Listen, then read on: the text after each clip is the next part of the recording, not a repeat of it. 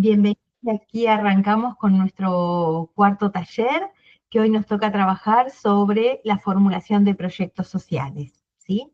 Entonces, vamos a avanzar tratando de responder a 4 preguntas en el encuentro de hoy, que van a rondar en encontrar respuesta a qué formular un proyecto social en una organización de la sociedad civil, qué son las necesidades humanas, qué es un problema social, cómo se formulan y evalúan los proyectos sociales y qué dificultades habitualmente se nos presentan, tanto en la formulación como en la evaluación de los proyectos.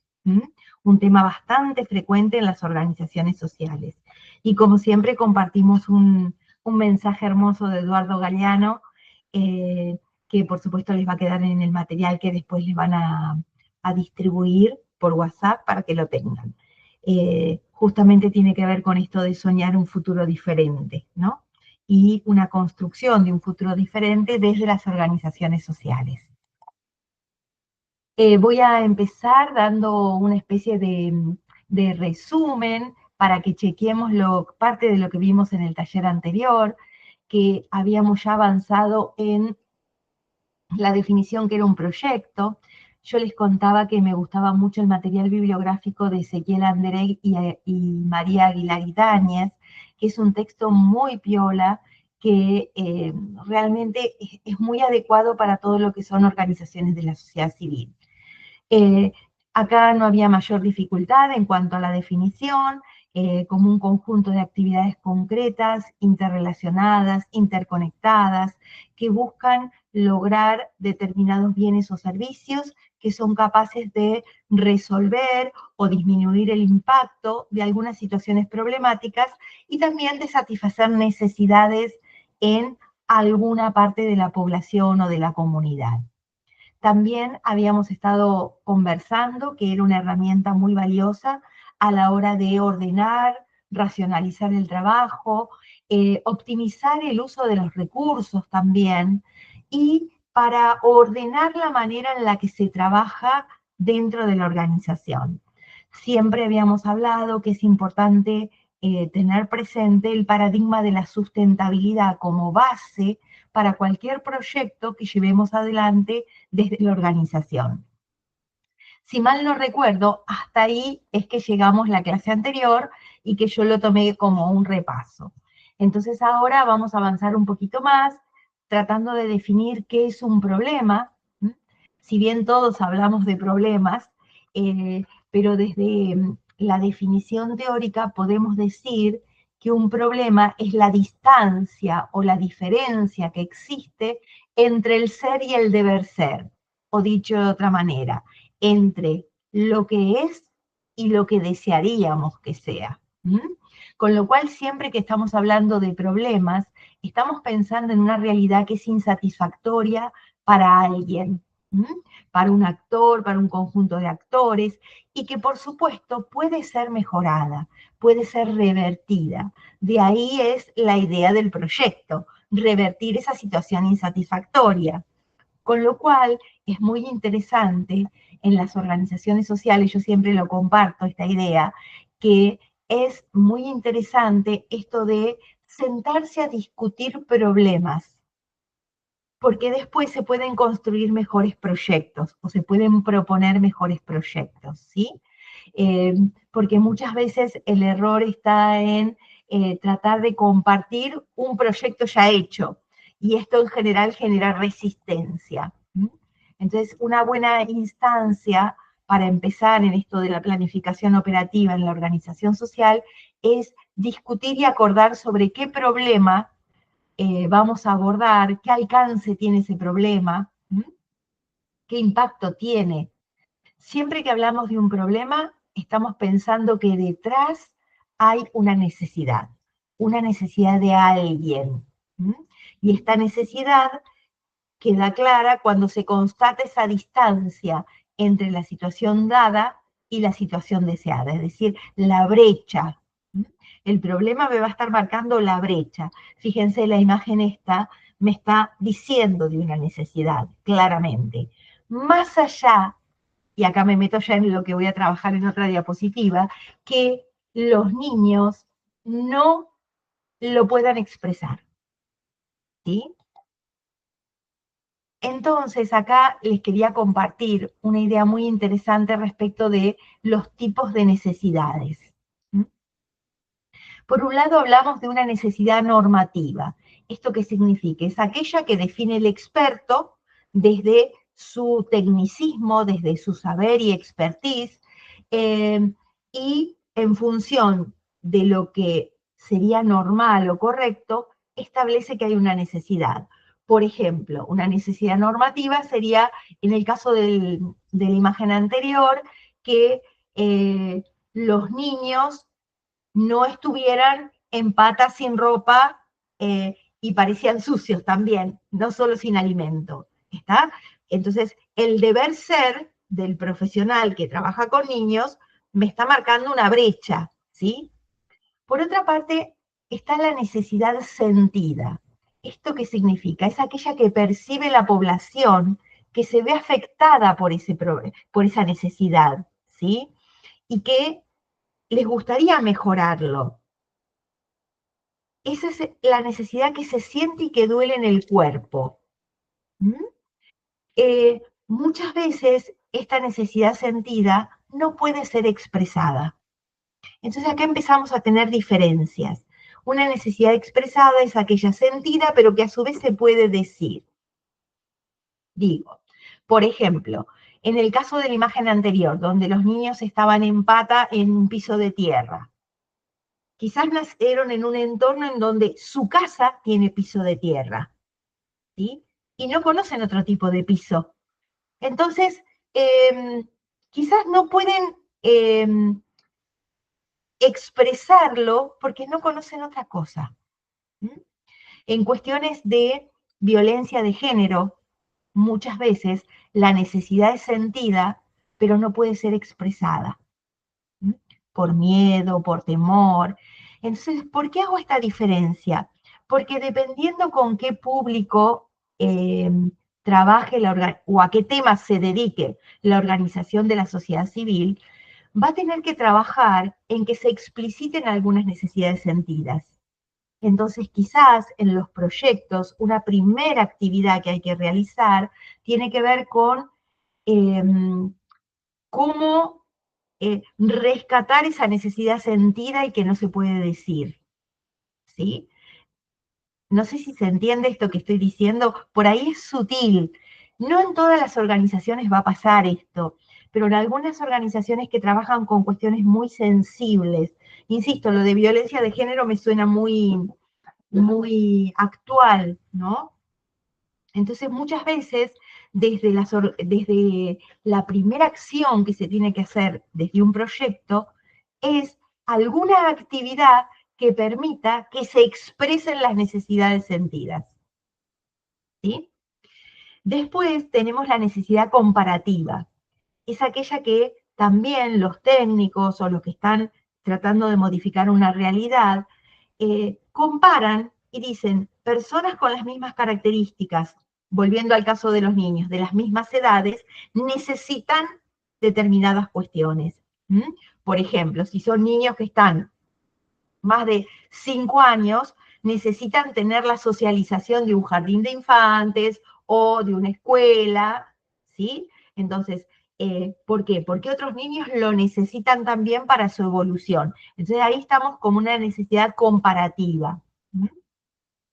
Entonces, seguimos avanzando y en este sentido yo les quería compartir hoy un texto que quizás lo conocen algunos, no lo sé, quizás no lo conocen. Si después les interesa, se los puedo compartir para que lo tengan y lo miren después. Es un texto que se llama Desarrollo a escala humana, una opción para el futuro, de varios autores. Los principales son Magnif, Elizalde y Hoppenheim. Es un texto que se hizo en Chile hace ya unos cuantos años, no es algo nuevo, pero me parece que aporta un plus a la mirada sobre las necesidades. Vieron que todos estamos muy acostumbrados a hablar de la jerarquía de necesidades de Maslow y demás. Estos autores tienen una mirada muy social y también un enfoque diferente. que a mí me parece que en estos casos puede sumar. Ellos dicen, yo obviamente que del texto hice un zapping como para acercarles el material, que lo conozcan y tentarlos a que lo lean, ¿no? Porque pienso que puede servirles. Dice acá, las necesidades humanas son finitas, pocas y clasificables. Y dice, esto es muy interesante, las necesidades humanas fundamentales son las mismas en todas las culturas y en todos los periodos históricos. Lo que cambia a través del tiempo, de las sociedades y de la cultura, es la forma, la manera o los medios utilizados para la satisfacción de esas necesidades. Con lo cual es una mirada nueva. Entonces dice, cada sistema económico, social y político adopta diferentes estilos para dar satisfacción a las mismas necesidades humanas fundamentales. Es decir, que en cada sistema estas se satisfacen o no se satisfacen a través de la generación o no generación de diferentes tipos de satisfactores. Fíjense, las dos fotos muestran un lugar donde vive la gente. La vivienda es un satisfactor a la necesidad de supervivencia. Ahora, estos dos tipos de viviendas existen hoy en pleno siglo XXI. ¿Está bien?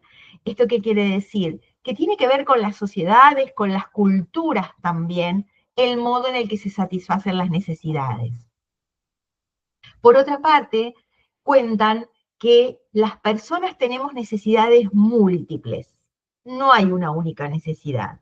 Por momentos prevalecen unas, por momentos prevalecen otras, pero que al ser múltiples también son interdependientes, son complementarias, son simultáneas.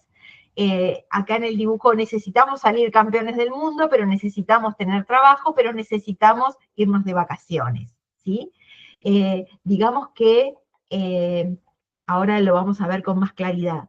Las necesidades, según estos autores, son 9.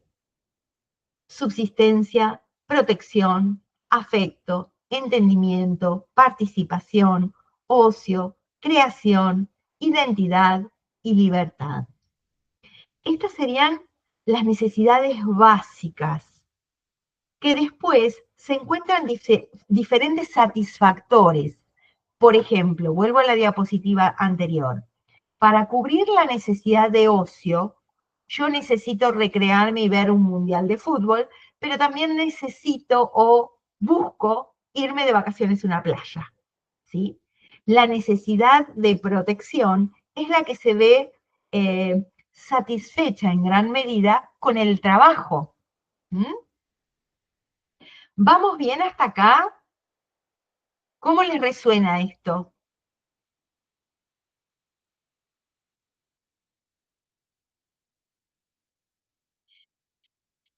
Yo sigo avanzando. Es interesante porque acá, gracias Fernando, dice que vamos bien. De esta clasificación se desprende que, por ejemplo, alimentación y abrigo no son necesidades, son satisfactores a la necesidad de subsistencia. Insisto, esto nos lleva a eh, reaprender la manera en la que definimos las necesidades. Y me parece un gran desafío. Para mí también, porque más de una vez me confundo, ¿sí? Porque digo que es una necesidad algo que no lo es, algo que es un satisfactor. ¿Mm?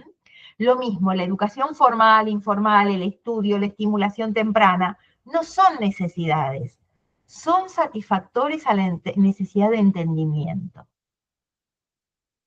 Entonces, acá está lo interesante de esta propuesta, que sí, yo tengo en claro cuáles son estas necesidades. Voy a identificar cuáles son las necesidades que tiene la persona o el grupo o la población objetivo con la que trabaja la organización de la sociedad civil y voy a ver que hay alguna de esas necesidades que sale a la luz como más fuerte, pero hay un montón de otras que están como no expresadas. ¿Mm? Entonces, la idea es que desde la generación de los proyectos se satisfaga más de una necesidad. Porque entonces, según estos autores, el proyecto tiene más fuerza, más potencialidad, ¿m? Tiene mayor impacto en la población.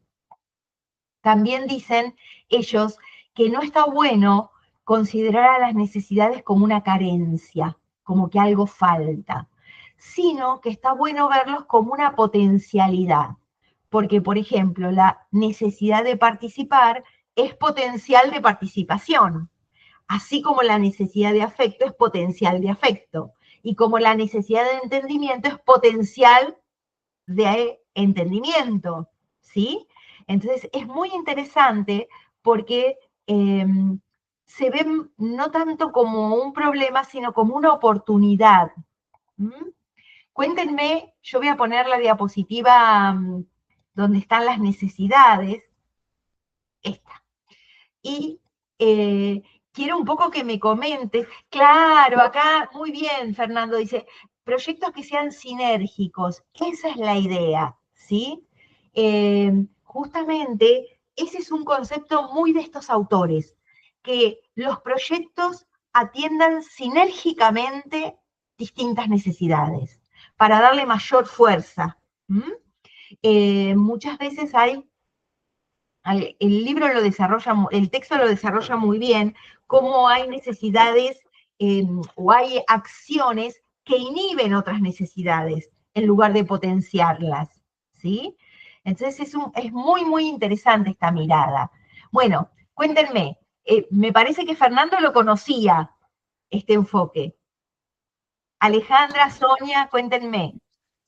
Sí, yo lo conocí hace muy poquito también en otra formación sobre organizaciones de la sociedad civil y la verdad es que costó entenderlo y es como cambiar el paradigma, ¿no? O sea, que veníamos teniendo con esta pirámide de las necesidades de Maslow, que ya a la luz de lo que nos plantean estos autores, la verdad es que parece como, no sé, obsoleta, Fuera literalmente, de ¿no? Porque tiempo. claro, porque esta es una mirada, no sé, como desde pensar como que no hay necesidades diferentes en distintas culturas, son las mismas, lo que cambia son los satisfactores, eso solo te ordena.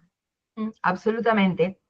Y bueno, y pensaba en esto último que decías recién, de cómo satisfacer en estos momentos algunas necesidades inhiben otras, como por ahí lo podemos pensar mucho con la tecnología y el ocio, ¿no? O sea, como bueno, el tener un momento de escape con scrolleando Instagram, por ahí pueden, digamos, satisfacer esa necesidad de ocio, pero a la larga complica, ¿no? A la larga, si permito que eso se extienda, me pierdo satisfacer otras necesidades o anulo la posibilidad de que aparezcan en mí o en las personas otras necesidades como la de entendimiento, ¿no? Ujú. Sí, yo te diría que por eso es que esta categorización a mí me parece que hay que tenerla como en un cuadrito, ¿viste? Como para ir chequeándolo permanentemente. Porque a veces decimos, no, pobre, los chicos en el comedor necesitan comida, necesitan alimentación. Sí, bárbaro. Tiene que ver con una necesidad de subsistencia, claramente. Si no hay alimento no puede sobrevivir, ¿está? Pero entendiendo que también necesita afecto, entendimiento, participación, ocio, creación, identidad y libertad, seguramente yo en el comedor puedo hacer actividades que además de darle de comer al niño y a su familia, trabajen sobre alguna de estas otras necesidades también, dándole otra potencialidad a lo que hacemos. Y algo que me parece también en esto que vos planteás, en que todas estas necesidades, digamos, tienen como un mismo nivel, ¿no? Ya no se las ve en una pirámide. Exacto.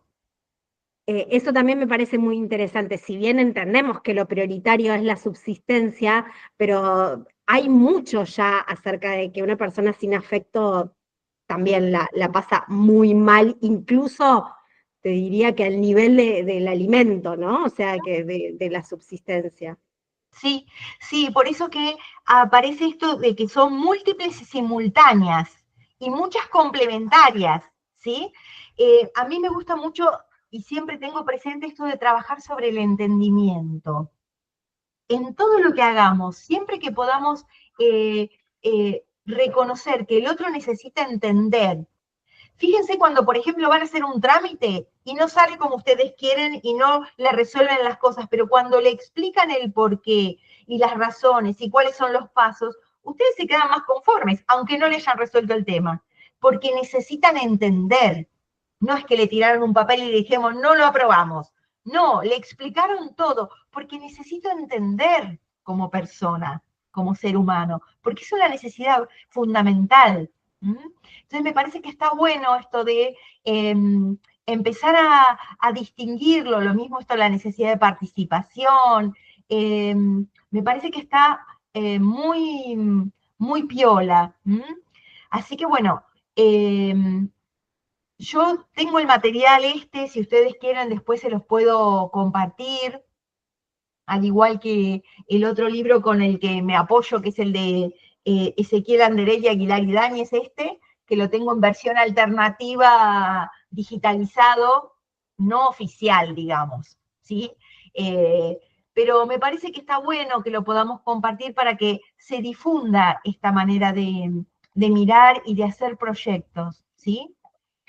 Entonces, vamos a entender que la base es la identificación de las necesidades, ¿sí? Que las definimos como un problema y que a partir de ahí empezamos a armar un proyecto, que tiene un ciclo este proyecto, ¿m? Que en general queda documentado en un... Ya hoy papel no, iba a decir papel, pero muchas veces sí, en un papel. Eh, Muchas veces es un documento virtual hoy en día, pero que este documento de proyecto es sumamente importante porque sirve como un contrato, no como un contrato legal, porque no tiene validez de ley, pero no tiene validez ante la ley, perdón, pero sí sella el compromiso de las partes involucradas. ¿Mm? También nos sirve como guía para el hacer, para ir haciendo, y es una excelente base para monitorear y evaluar lo que vamos haciendo. Entonces, esto es muy importante. Cuando decimos que eso sirve como un contrato, siempre se recomienda que en el documento del proyecto figure quiénes son los copartícipes del proyecto y con qué va a contribuir cada uno de esos copartícipes del proyecto. En este sentido, yo les voy a compartir el esquema general de Anderé y Aguilar Ibáñez, en donde tiene 10 ítems que deben incluirse en un documento de proyecto para que esté completo. No obstante, vale decir que es importante que si ustedes van a presentar el proyecto para conseguir financiamiento externo, externo me refiero fuera de la organización, eh, es necesario que conozcan quién es el posible financiador. ¿Por qué? Porque van a tener que ajustar la base del documento del proyecto que tengan a sus requerimientos. Muchas organizaciones tienen formatos predeterminados para presentar proyectos para financiar. Entonces, yo siempre recomiendo por ahí armar los documentos con este esquema general de Aguilar Ibáñez y Anderer, y después ir cortando y pegando en el formulario que debemos presentar el proyecto lo que necesitemos, respetando las denominaciones que haga el organismo financiador, porque algunas veces tienen algunas sutilezas en cuanto a la denominación de las partes, ¿sí? En cuanto, yo voy a hacer un punteo rápido, por supuesto que me interrumpen las veces que sea necesario, eh, para compartir experiencias, para decir que están de acuerdo o que no están de acuerdo, lo que necesiten. Total, tenemos tiempo para dialogar porque hoy la verdad que somos muy poquitos. Entonces, primero, lo que no puede faltar es la denominación del proyecto. Esto es el nombre del proyecto. Ellos proponen, por ejemplo, un nombre de fantasía. Siempre es recomendable que el proyecto tenga un nombre de fantasía. Puede tener el nombre técnico también, o debe tener el nombre técnico también, pero el hecho de que un proyecto tenga un nombre de fantasía permite que la población objetivo muchas veces se lo pueda apropiar, ¿sí? Y lo sienta, se identifique con ese nombre. Yo siempre cuento una anécdota de un barrio que estaba tratando de sanear un arroyo que pasaba por la mitad del barrio, y entonces el nombre técnico del proyecto era Primer Proyecto Piloto de Saneamiento del Arroyo XXX. Y la verdad que no invitaba a involucrarse. Sin embargo, la comunidad eligió un nombre de fantasía y le puso guardianes del arroyo. Y la verdad que la población se apropió del nombre y se empoderó como guardián del arroyo, ¿sí? Entonces, me parece que el nombre de fantasía quizás es lo último que hacemos del proyecto y que en la medida que podamos involucrar a la población objetivo o a los beneficiarios directos, es mejor, porque es como que toma fuerza, ¿sí? Toma identidad y se lo apropian. No sé, quizás alguno de ustedes tiene algún ejemplo de esto que estoy comentando, lo puede compartir, por supuesto. Después seguimos con el gran bloque, que muchas veces el punto 1 y el 2 es todo el documento del proyecto. Con lo cual debo decir que estaría incompleto, porque estos autores proponen 10 puntos, imagínense todo lo que nos falta. Lo primero es la descripción del proyecto. ¿Esto qué quiere decir? Un párrafo breve. En general, muchas veces cuando uno tiene que completar formularios, le dice hasta 500 palabras. Muchas veces les exigen cantidad de palabras para que no sea muy extenso, ¿sí? Entonces, esta descripción del proyecto tiene que ver con una síntesis de qué se trata el proyecto. En la fundamentación tiene que ver con la descripción o el enunciado del problema o la necesidad que dio origen al proyecto. La fundamentación es la base que da lugar a ese proyecto.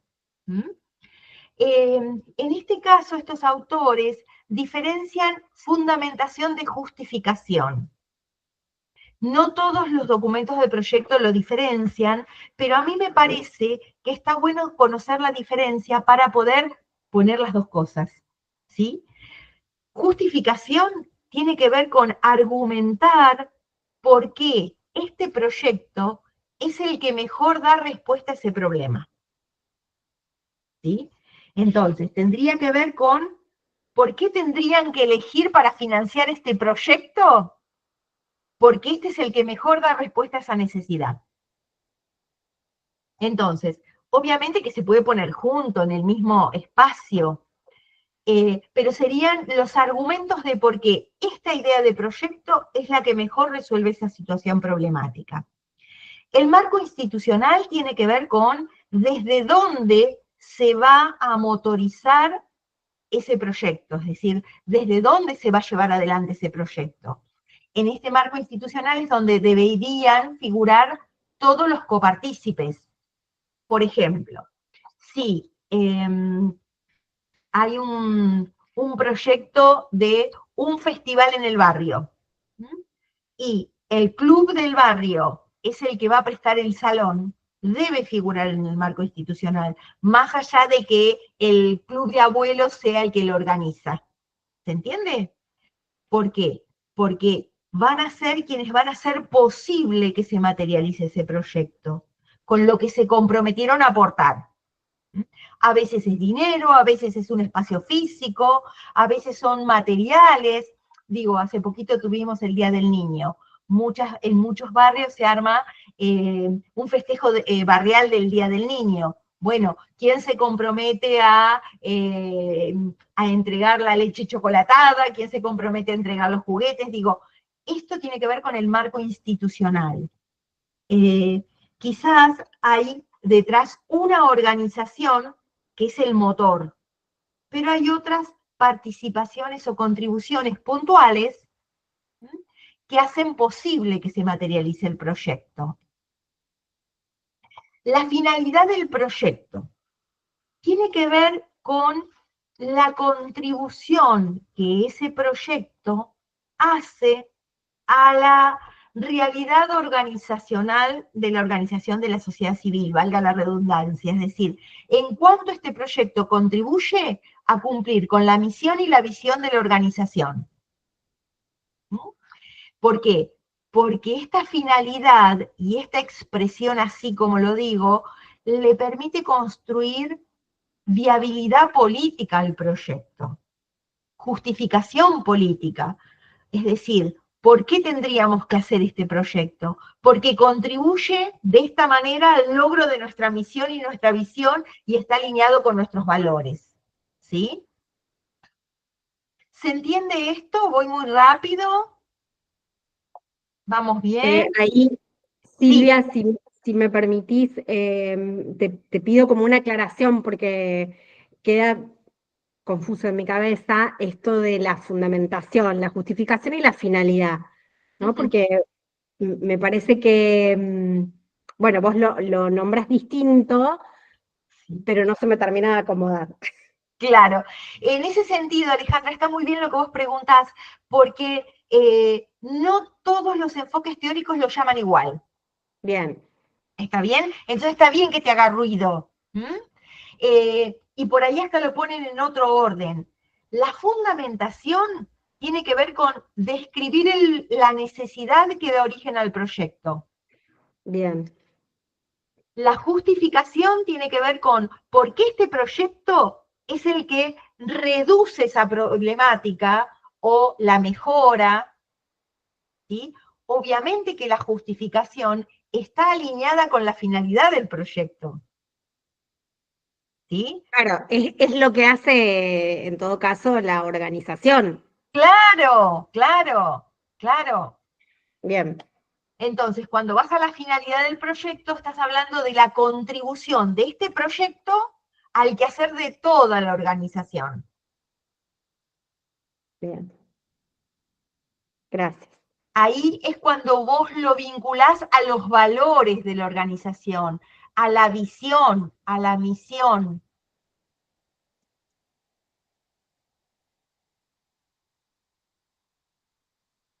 ¿Sí? ¿Quedó un Perfecto. poquito mejor, Ale? Sí, sí, gracias. Después vamos a los objetivos. Cuando hablamos al nivel de proyecto, siempre decimos que estamos en el nivel más bajo de la planificación, en el nivel más operativo. Con lo cual, un proyecto tiene que tener un único objetivo general para poder estar bien formulado. Porque si tengo más de un objetivo general, son distintos proyectos. Se tienen que desagregar. Entonces, lo ideal es que tengamos un objetivo general y ese objetivo general se desagrega en objetivos específicos o en metas. Acá también hay una cuestión de nombres, ¿sí? Es muy habitual encontrar un objetivo general y 3 objetivos específicos, 4 objetivos específicos, pero no sería recomendable que nos encontremos con 17 objetivos específicos. Es como que no tiene coherencia. ¿Está? Entonces, acá hay como una desagregación que nos va a ordenar después para diseñar las tareas, ¿sí? Las actividades y las tareas. También aparece acá el concepto de beneficiarios, ¿m? O destinatarios también. Hay diferentes denominaciones. Acá podemos encontrar los beneficiarios directos y los indirectos. Por ejemplo, si estamos trabajando en una cuestión de prevención de adicciones en adolescentes, ¿sí? Estoy inventando algo como para traer un ejemplo. Los beneficiarios directos son los jóvenes que o son adictos o podrían serlo, mientras que los indirectos sería todo su grupo familiar, el entorno escolar, el entorno del barrio, ¿sí? es importante que tengamos en cuenta estos dos grupos, porque por ahí en algún momento tenemos que diferenciar las actividades para unos y para otros. Es interesante esto. Después, salteo lo de productos, enseguida lo trabajamos, pero quería ir a localización física y cobertura espacial, que quizás para algunos autores se usan como sinónimos, pero hay una sutil diferencia. La localización física tiene que ver con el espacio físico en donde se va a realizar la actividad. En cambio, la cobertura espacial, como su nombre lo indica, es más amplio. De repente, si yo estoy haciendo una jornada de prevención de adicciones en jóvenes, lo hago en el Club Atlético Citibel en la localidad de Citibel. Hay una localización física. Pero cuidado, que la cobertura espacial puede ser diferente. ¿Por qué? Porque puede venir gente de Ranelagh, gente de Avellaneda, gente de los alrededores, de Berisso, de Ensenada, ¿sí? ¿Por qué? Porque en sus lugares no hay de eso. Entonces, distinguir a veces la cobertura espacial, si es que se va a permitir que venga gente de otros lugares, ¿sí?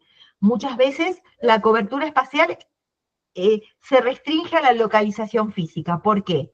Porque no puede venir gente que no sea del municipio de La Plata. ¿Se entiende? Entonces ahí ya lo restrinjo. Pero hay un montón de actividades en donde la cobertura espacial queda un poco indefinida. Y en algunos casos puede llevar al fracaso del proyecto. Porque imagínense que preparamos un taller para 50 personas y vienen 1.500. No tengo dónde meterlas. Me fracasa el taller, ¿sí? Entonces son cuestiones a mirarlas. Después, los productos. Tiene que ver con lo que quiero lograr, el primer nivel de resultados que yo quiero lograr con ese proyecto. El producto va de la mano con el objetivo, ¿sí? Y después vamos a ver que hay una línea directa con los indicadores, que son los que me van a permitir evaluar si logré o no logré esos productos que quería, si cumplí o no cumplí con esos objetivos, ¿sí? ¿Vamos bien hasta acá? ¿Alguna pregunta? Sonia, Fernando, Miguel, Alejandra. Sigo avanzando yo entonces. Después, una vez que tenemos desagregado los objetivos, las metas, o sea, los objetivos específicos, vamos a empezar a especificar las actividades y tareas a realizar. ¿Esto qué significa? Que vamos a ir cada vez desagregando más, vamos a ir como metiendo la lupa y siendo más detallistas, ¿sí? Entonces, podríamos usar, hoy en día con las herramientas informáticas esto está totalmente facilitado, hay programas que también nos ayudan a hacer esto, pero básicamente, como para esquematizarlo en nuestra cabeza, tiene que ver con armar una planilla en donde nosotros pongamos el objetivo específico, el producto que queremos lograr y que acá se desagreguen las actividades. Porque para poder lograr un objetivo específico tengo que realizar un montón de actividades y a su vez esas actividades se desagregan en tareas. Lo ideal acá sería que las numeremos, ¿sí? Como para que las que contribuyen al objetivo 1 tengan 1, 1, 1. ¿Se acuerdan como vimos la clase anterior? Como para ir desagregando y poder ubicar cada actividad a qué objetivo específico o meta contribuye y a su vez en qué tarea se desagrega. Como para tenerlo todo muy detallado. En ese sentido, el Excel es una herramienta fácil de usar en donde uno puede desagregar esto y tenerlo en planillas, si es que lo quiero ordenar así. Esto tiene que ver con los recursos o los materiales que utilice la organización. Una vez que tenemos esa especificación operacional, que debiera ser bien detallada, en esto debo decirles que lleva tiempo hacer esto. pero después esto me va a permitir especificar los métodos o las técnicas que tengo que utilizar en cada momento. También esto me va a permitir determinar los plazos y hacer el calendario de actividades, porque vieron que algunas veces necesito terminar con una actividad para poder comenzar la otra. Y hay actividades que funcionan como cuellos de botella, que me retrasan todo lo demás.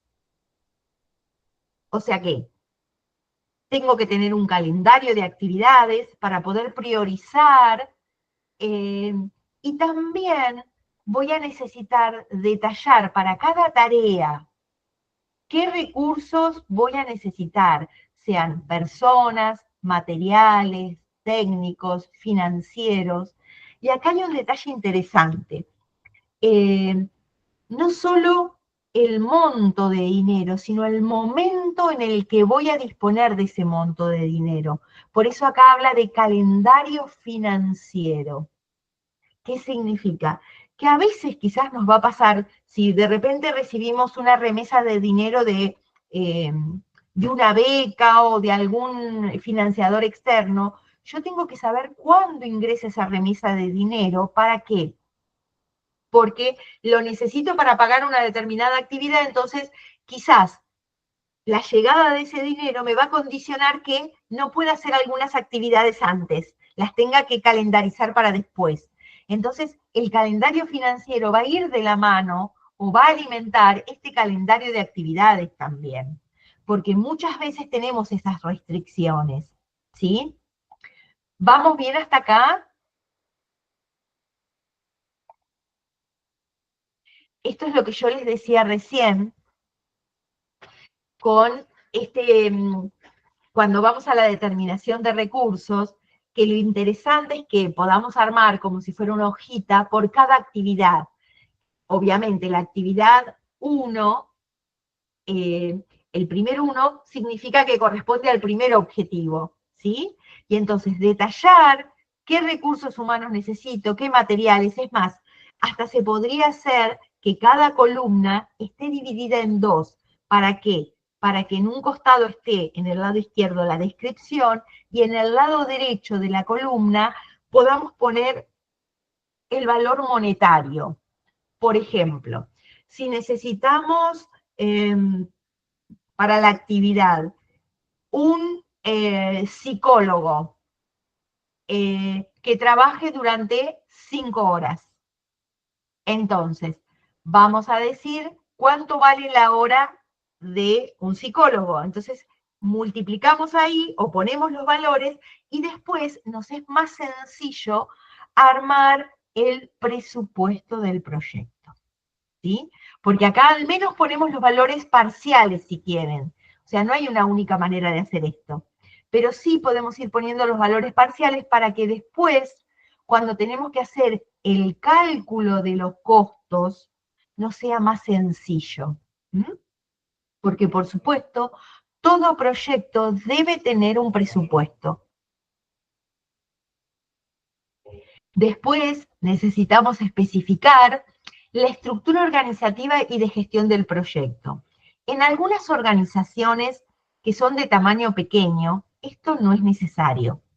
En organizaciones de tamaño grande, en donde tienen muchas líneas de trabajo, muchas líneas programáticas, quizás especificar en qué parte se va a ubicar la gestión del proyecto es importante.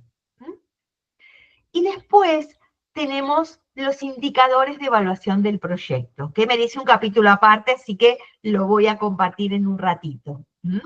Que los indicadores son esas herramientas que tenemos para ir chequeando en el durante y en el después cómo vamos con los resultados que tenemos que obtener del proyecto. Igualmente, como sé que es un tema bastante sensible y bastante problemático cuando uno arma documentos de proyecto, tiene un capítulo aparte, no se preocupen que después lo vemos mejor. Y finalmente están los factores externos o condicionantes, o también llamados por algunos autores prerequisitos para el logro de los efectos e impacto del proyecto.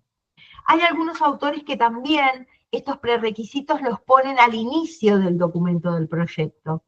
En este caso yo coincido con estos autores de que es mejor ponerlos al final. Esto tiene que ver con explicar las razones o los argumentos por los cuales el proyecto no podría ser exitoso, ¿m? O no podría llevarse adelante. ¿M? Esto muestra que analizamos diferentes cuestiones que podrían suceder y que harían fracasar el proyecto. ¿M? Y que son factores externos que nos condicionan, que no están bajo nuestro control, que están fuera de nuestro alcance manejarlos. Imagínense una situación de pandemia como la que tuvimos. Es un factor condicionante que hace que muchísimos proyectos se puedan caer, ¿m? Pero que no depende de nosotros. ¿Está bien? Bien. ¿Vamos bien hasta acá? ¿Alguna pregunta? Coméntenme un poco si en sus documentos de proyecto tienen en cuenta estas cuestiones, si hay algo más que también consideran y que yo no los nombré. Bueno, hola. Hola, Fernando. Yo cuando hice uno solo desde que comencé con la entidad, obviamente después la fui adaptando a medida que fue cambiando los actores a los cuales había que presentarlo, pero no, de acuerdo a todos los puntos que propone Andrés, quizás los más difíciles son los indicadores. O sea, Sí. la parte de usar los indicadores para evaluar los objetivos. Mm.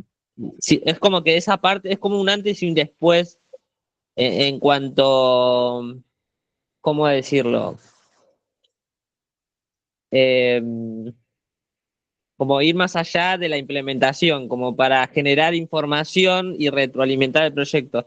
Sí, Hasta ahora no lo he podido hacer, obviamente que la entidad tiene muy poco tiempo, digamos, pero, por ejemplo, le doy un ejemplo, ¿eh? sí, Eh, en una mesa territorial con el municipio, les propuse con otros actores que estaban presentes ahí, que son organizaciones, digamos, eh, para pensar esto de los indicadores, ¿no? Les propuse generar un proyecto de señalización comunitaria a nivel, digamos, que abarque todo el barrio, obviamente con acuerdos de los distintos espacios donde uno no circula, pero bueno, me preguntaba mucho cómo se podría evaluar eso cuando llegamos hasta la descripción del proyecto y bueno, nos cuesta hacer la evaluación, hacer la parte de indicadores de evaluación. sí, Fernando, te entiendo y por eso te decía que dejé como un capítulo aparte para trabajar algo de indicadores, porque es la parte más débil de todos los proyectos, Sí, ¿sí? tal cual. Y en gran parte, ¿sabés por qué también creo yo? Porque las organizaciones no tienen sistemas de información eh, muy desarrollados. Se hace todo como muy a pulmón, ¿no?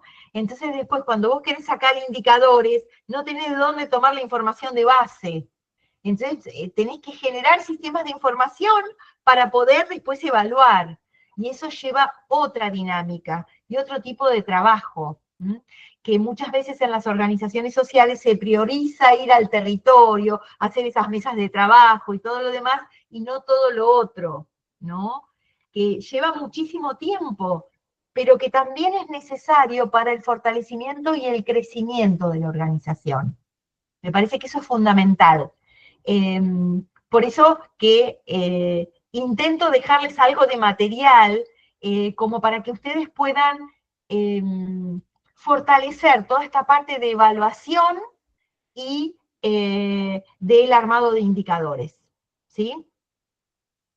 Entonces, como ya saben ustedes, evaluar es una actividad que tiene que estar detallada dentro del documento del proyecto como una actividad más. ¿Está?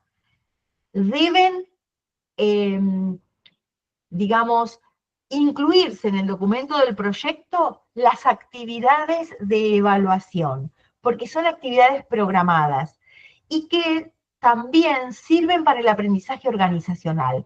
Por eso tienen que estar sistemáticamente incorporadas en todos los documentos del proyecto. ¿Mm? Entonces, deben estar descritas con sumo detalle. Son instrumentos muy importantes para el seguimiento del trabajo y también para aprender lo que se hizo bien y de lo que se hizo mal también, porque si no, no queda registro. ¿Mm? También hay que ver que tenemos que plantearnos cuando hacemos un proyecto, ¿quién evalúa? Algunas veces estamos condicionados en esta evaluación a que sea una evaluación externa, porque tenemos financiamiento externo, quien nos financia quiere evaluarnos, obvio. Entonces, cada 2 meses, cada 3 meses tenemos que presentar un informe de avance, ¿sí? Que ya está pautado, tiene un formato predefinido y demás. Esto está como más fácil. También puede que no tengamos ningún financiamiento externo, pero que busquemos la evaluación externa. ¿Para qué? Para lograr mayor credibilidad y mayor transparencia en lo que hacemos como organización social. Y esto nos posiciona distinto en el entorno social en el que estamos. Entonces, tranquilamente puede pedirse una evaluación externa a una universidad pública, que siempre desde sus áreas de extensión universitaria están disponibles para esto. Y hasta puede servir como una práctica preprofesional para los estudiantes. Digo para tenerlo en cuenta. Y la autoevaluación, que tiene que ver con esa evaluación interna que realizan los propios actores involucrados dentro de la organización. No menos valiosa, por supuesto. Esto cómo se hace con reuniones periódicas, con planillas de control y ejecución, siguiendo una agenda de actividades, pero las reuniones periódicas son fundamentales para poder reencauzar el rumbo muchas veces, o para reafirmar que el rumbo está bien, no siempre todo anda mal. Lo importante es generar esta lógica o esta idea de que la evaluación no es buscar culpables, no es buscar solo lo que sale mal, es buscar el aprendizaje organizacional y el crecimiento, prevenir, cambiar el rumbo cuando todavía estamos a tiempo, detectar si hay que hacer modificaciones. Acá este punto me parece importante, de recoger la experiencia de todos y cada uno de los miembros de la organización y transmitirla a otros. Esta puesta en común, hasta metiéndonos en cómo te sentiste cuando hiciste esta actividad, porque por ahí necesitamos no cambiar el rumbo ni la actividad, pero sí reasignarla a otras personas de la organización, porque quizás el grado de desgaste al que lleva la persona que está en el territorio requiere que se haga un refresh a lo largo del proyecto, ¿sí? Y por supuesto también sería recomendable que esta actividad de evaluación a través de reuniones sirva para estimular e incentivar y mantener la motivación y la posibilidad de superarse progresivamente. ¿Cómo les está yendo o cómo les va a ustedes con esto de la evaluación de los proyectos? Más allá de los indicadores, que enseguidita los vemos. ¿Cómo es considerada en su organización la evaluación? Hola. Sí. Bueno, yo, digamos, la entidad que conduzco tiene digamos, tiene un proyecto que es fútbol infantil. Sí. Y no es tan sencillo de evaluar en términos cualitativos, sino más en términos cuanti. Y me refiero a cuanti, me refiero a como, bueno, ver la asistencia de los chicos, ver el sistema contable de los ingresos y egresos que va teniendo las actividades, porque a veces algunas actividades se hacen se pagan entradas, bueno, esa parte de la evaluación, digamos, yo lo que hice fue como diseñar un sistema de información a través del Drive. Sí, Y la idea es que quizá, esto obviamente se los expliqué a los que llevan adelante el proyecto, digamos, la idea es como, bueno, ver la evolución de la población en la asistencia, o podríamos sacar otras informaciones como, por ejemplo, en qué jornada se hizo menos dinero o en cuál se hizo más, o en qué momento apareció digamos, ese dinero que se generó, en qué momento se plasmó en un, no sé, le doy un ejemplo. Se compró banderas ese momento y apareció en ese instante. En ese sentido, pero en la parte quali, como digamos, no, digamos, cuesta bastante. sí, pero a mí me parece que es interesante generar espacios en donde se pueda trabajar lo quali, ¿sí? Hmm. Esto de los sentires de las personas, ¿no? Me parece que está bueno porque fortalece el equipo. ¿Mm? Pero obvio, esto se va haciendo poco a poco, no es algo mágico y no es algo que siempre se pueda hacer. ¿Mm? Esto también hay que tenerlo en cuenta. Y acá me voy metiendo un poquito más en lo de los indicadores, para que no se nos vaya el tiempo y no digan que no lo dije. Básicamente el indicador es un instrumento que me permite medir dimensiones o variables que están contenidas en los objetivos. ¿Mm? Entonces, para cada objetivo específico, yo debiera tener al menos un indicador. Entonces, si yo tengo un proyecto con 3 objetivos específicos, al menos debiera tener 3 indicadores cuantitativos. ¿Sí? Entonces, avanzamos. En la definición del indicador, que debe estar dentro del documento del proyecto, debe haber información sobre dónde está disponible el indicador o la fuente a partir de los cuales se calcula. ¿De dónde tomo esos datos de base? ¿En qué soporte se encuentra la información? ¿En el Drive? ¿En un sistema interno que tiene la organización? Además, ¿quiénes son los responsables por la provisión de ese indicador? ¿Sí? ¿O quiénes están habilitados a cargar ese sistema de información también? ¿Mm? Porque acá va a depender del nivel de complejidad que tenga la organización, la cantidad de socios, la cantidad de miembros, o sea, esto va a variar. ¿Mm?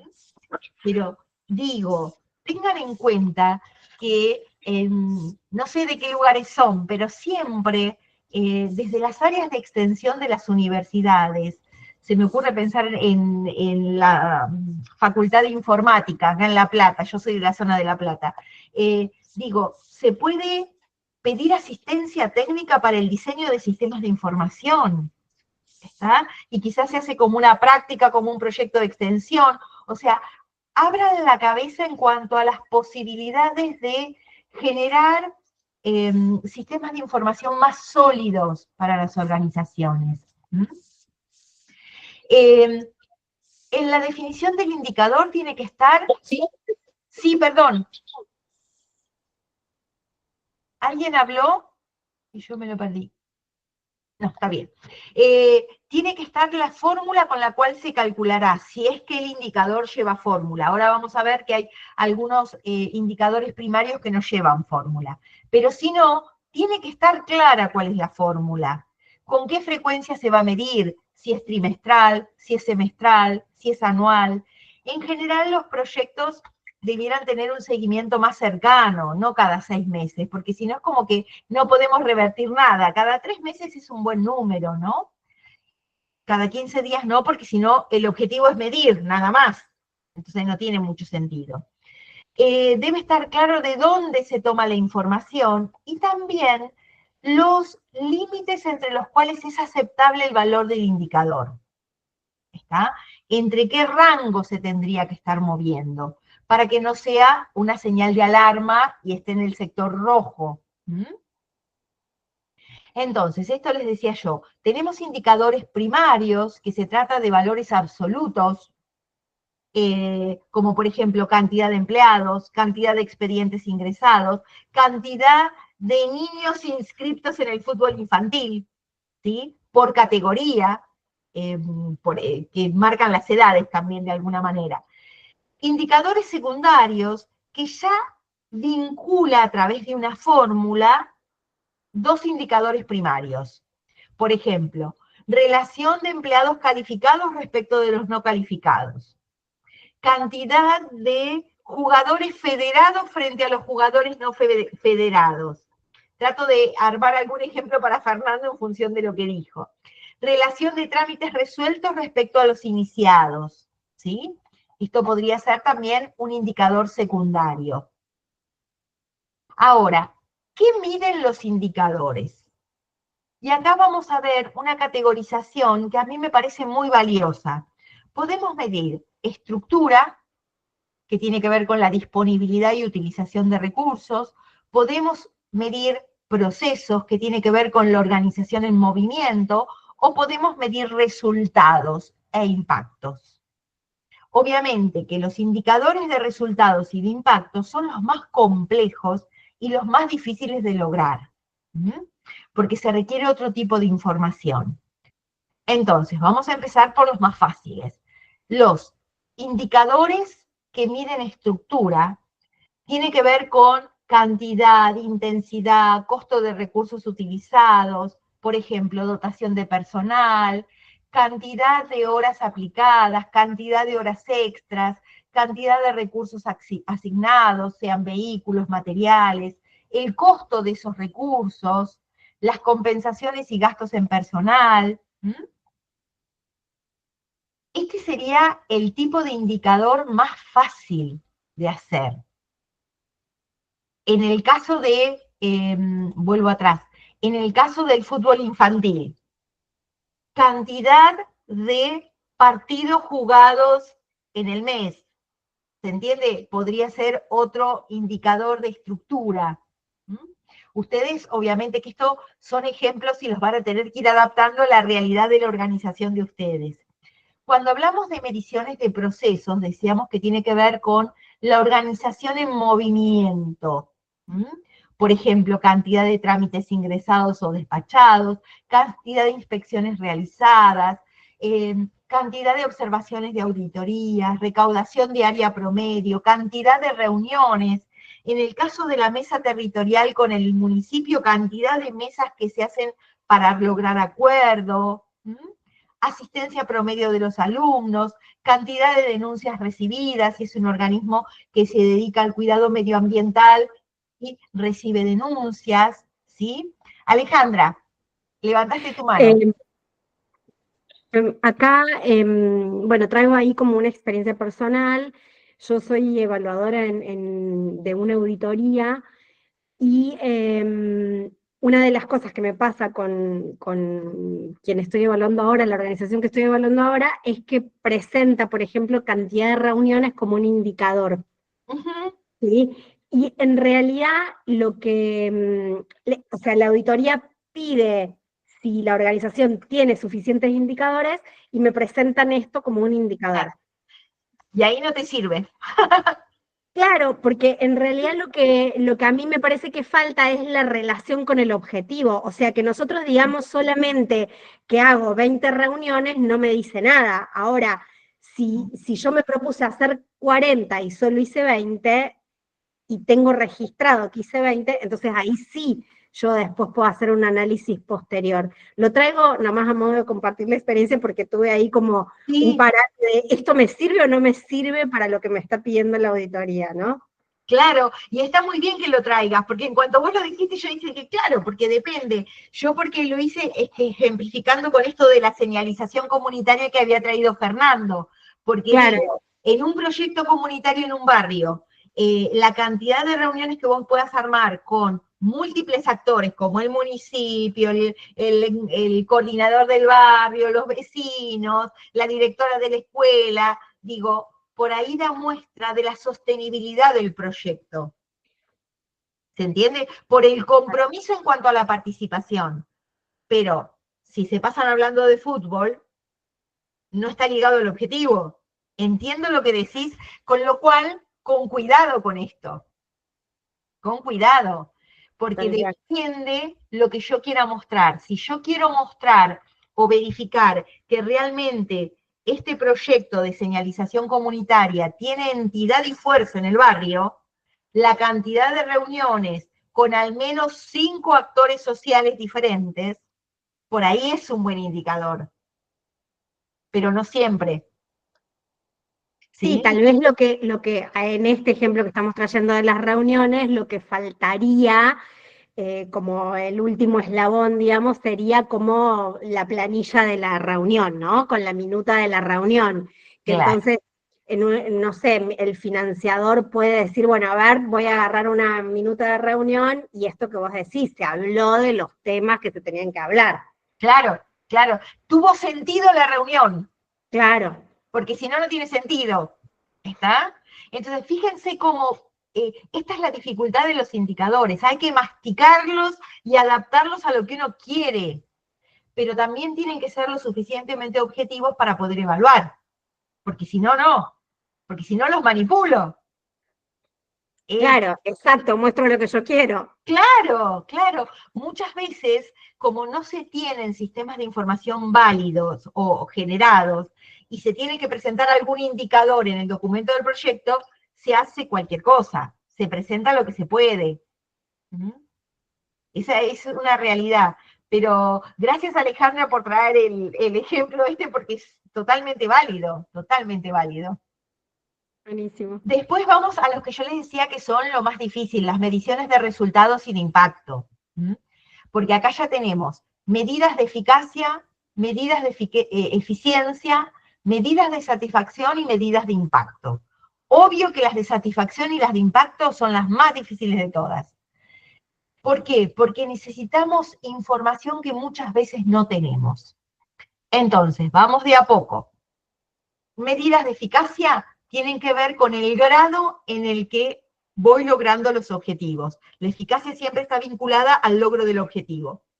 Entonces, algunos ejemplos serían porcentaje de personas atendidas en relación con los turnos otorgados, tasa de resolución de reclamos, porcentaje de cobertura del servicio, porcentaje de entrega de productos respecto de lo programado, porcentaje de raciones alimentarias distribuidas versus las raciones asignadas.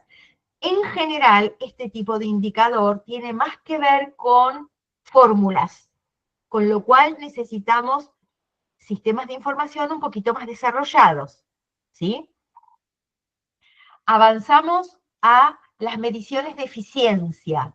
El concepto de eficiencia tiene que ver directamente con el costo involucrado en la realización de algo. Entonces, dice, es el resultado obtenido versus lo que gasté para lograr ese resultado. De eso se trata la eficiencia. Entonces, costos comparativos de procesos, costo promedio de las inspecciones, tiempo promedio de resolución de un trámite, que muchas veces se cree que el tiempo no es un elemento que aumente el costo de algo. Para el otro que esté esperando algo, el mayor tiempo es un costo, ¿sí? Que muchas veces no se cuantifica. Esa es la realidad. El costo por empleado, el gasto total el gasto de personal versus el costo total, o sea, siempre tiene que estar en la medida de eficiencia la vinculación entre el dinero invertido y el resultado. ¿Mm?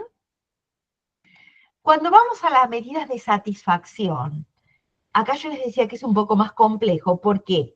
Porque se necesita la percepción de los destinatarios directos, de los indirectos, de la comunidad en general. Entonces, sobre los resultados que se entregan, productos o servicios. Entonces, acá ya se necesita generar encuestas de satisfacción, por ejemplo, y preguntarle al que usó el servicio si está satisfecho o no está satisfecho.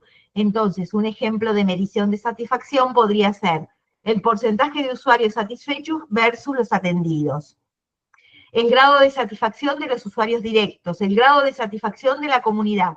Pero tengo que desarrollar instrumentos, tipo encuestas de satisfacción, que me permitan tomar esta información. Hoy en día no sería tan complejo porque uno podría tener un formulario Google que es de software libre, digamos, es libre y lo puede diseñar cualquiera sin saber demasiado, en donde pueda hacer tres preguntas eh, bien tabuladas para que no sean ambiguas sobre la satisfacción respecto de algo. ¿Mm? Me parece que esto podría llegar a implementarse con no demasiada complejidad. Ahora, cuando vamos a las mediciones de impacto, acá sí ya es otra cosa, porque requieren un mayor periodo de tiempo, porque el impacto no es como la satisfacción. El impacto necesita mayor tiempo para poder mostrarse. ¿Mm? Entonces, eh, tiene que ver con el grado de aprovechamiento o beneficio que trae lo que entrega la organización. Es decir, ¿cómo muestro el impacto de la escuelita de fútbol infantil o del proyecto de fútbol infantil? No lo puedo medir hoy, ¿se entiende? Porque esto se va a ver en el tiempo. Entonces las mediciones de impacto requieren otra dedicación. Acá hay algunos ejemplos de mediciones de impacto. Con esto no digo que no se puedan hacer, pero que requieren otro periodo de tiempo y otro tipo de seguimiento también, porque hay que hacer un seguimiento pormenorizado de las personas que usaron el servicio, porque es el impacto a lo largo del tiempo. Digo, si de repente Fernando dentro de 5 años tiene un seguimiento de los chiquitos que hoy están en el proyecto de fútbol infantil y ve cómo han progresado en habilidades sociomotoras, habilidades blandas en cuanto al trabajo en equipo y otras cuestiones, además de lo atlético profesional del fútbol. ¿Se entiende?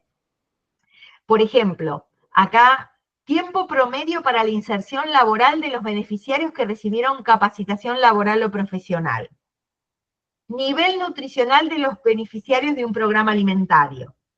Presentismo escolar de los beneficiarios de un programa alimentario. Digo, acá se requieren otros sistemas de información y otro tipo de seguimiento. ¿Mm? Insisto, no es que no se pueda hacer, pero son más complejos. ¿Mm? ¿Vamos bien hasta acá? ¿Alguna pregunta? Cuéntenme un poquito cómo, cómo se llevan con esto de los indicadores. Eh, si por ahí ponen un indicador y después no tienen de dónde obtener los datos. Cuéntenme un poquito qué les pasa con esto.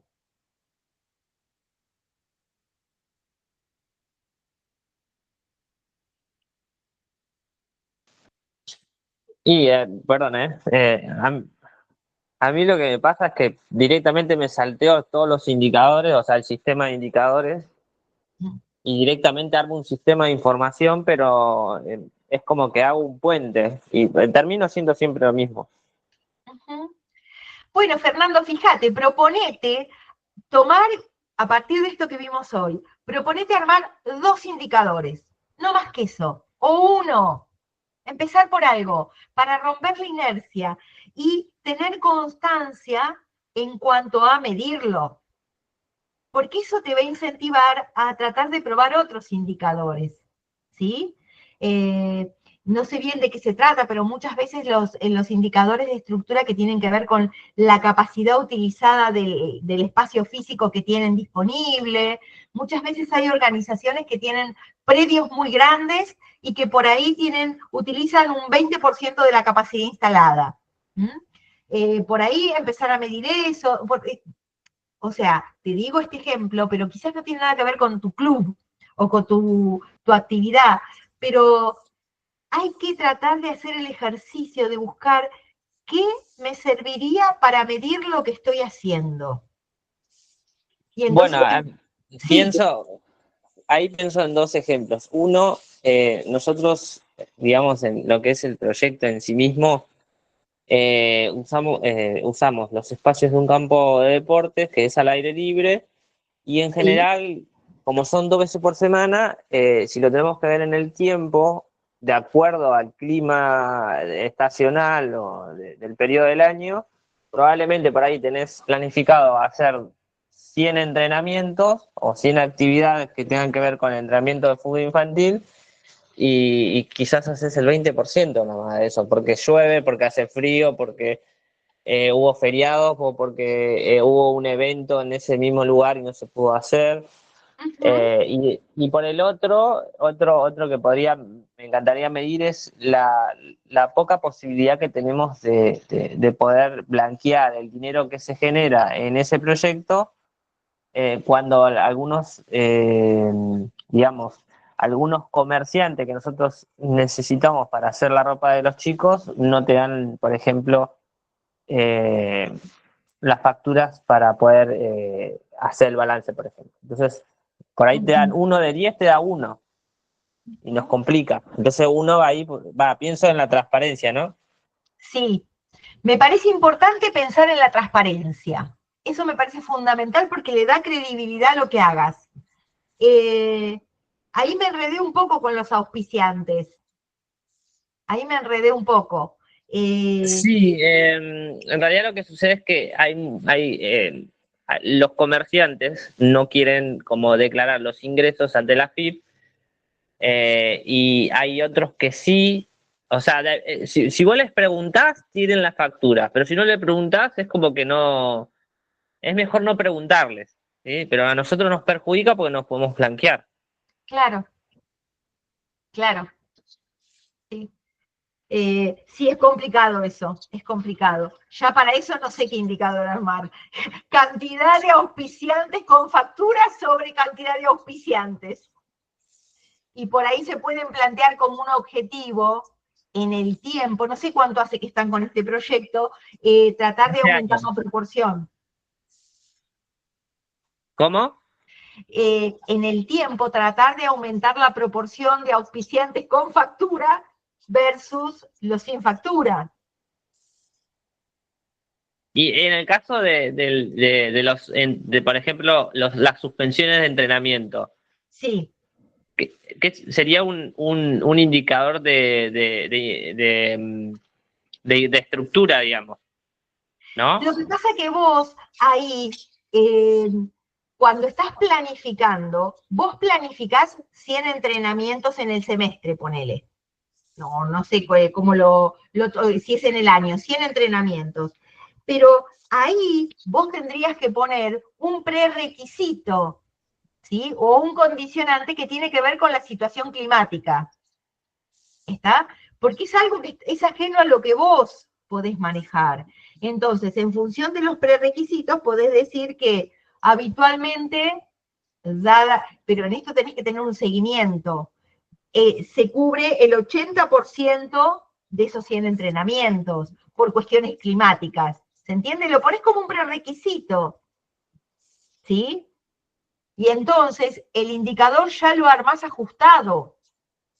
Porque si vos pones como un producto 100 entrenamientos, porque el producto es el primer nivel de resultados que vos tenés que lograr.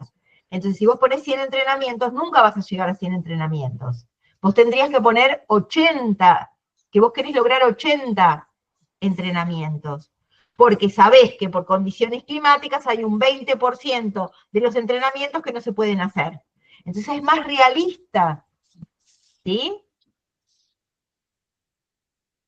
No sé si te confundí Sí, más. sí, entiendo, pero en ese caso sería un indicador de estructura. Claro, sí, porque vos fíjate, espérame que vuelvo a la diapositiva. Acá, cantidad de entrenamientos realizados. ¿Sí? Cantidad de entrenamientos. Aunque también lo podrías meter como si fuera de proceso, porque tiene que ver con la organización en movimiento. Estoy pensando mientras te contesto, ¿viste? Cantidad, sí, puede ser, no, es de proceso, porque es cantidad de entrenamientos realizados. Sí, es de proceso, porque es la organización funcionando. Ok. Sí, a veces la delgada línea es muy sutil, pero lo importante es que vos ya lo podés hacer. Cantidad de profesores cantidad de entrenadores. Eso sí es de estructura. ¿sí? Cantidad de entrenadores, cantidad de alumnos inscriptos. También podés hacer uno de cantidad de alumnos inscriptos en relación a la cantidad de alumnos que vienen, porque por ahí tenés un desfasaje también, ¿sí? Eso todo indicadores de estructura. Claro, claro, que son los más fáciles de hacer, pero yo siempre insisto, con alguno hay que empezar. Entonces por ahí empezá con uno, proponete armar un indicador. Ahí estamos, ahí está. Y ya nos estamos yendo del tiempo, por eso me apuraba. Lo importante es empezar con alguno. Arrancá con alguno y después te vas a entusiasmar. Vas a ver, Fernando, porque vas a decir, bueno, me sirve esto. Realmente me sirve. ¿Sí? Bueno, gente linda, ¿alguna pregunta, alguna duda? Yo dejo de compartir ahora, si los veo grandes. Ahí está. ¿Alguna pregunta, alguna duda? Ya vamos cerrando nuestro encuentro de hoy. Tengan en cuenta que el mes que viene, o sea, en septiembre, ya tienen el encuentro 5 que trata sobre sustentabilidad organizacional. Van a estar con Florencia Menucci. Así que siempre en el mismo horario, por supuesto. Así que bueno, para mí un gusto haberlos acompañado y nos veremos en otra oportunidad. Si ustedes están de acuerdo y quieren, les hago llegar el material de Anderel y este librito, Un Mundo Alternativo. Que siempre Muchas gracias, Silvia. La verdad que un gusto todos tus talleres que tuvimos estos meses y bueno, nada, personalizado, excelente. Lo aprovechamos a full. Bueno, muchas gracias y sigan trabajando con el mismo entusiasmo. Beso, nos vemos. Chau, chau.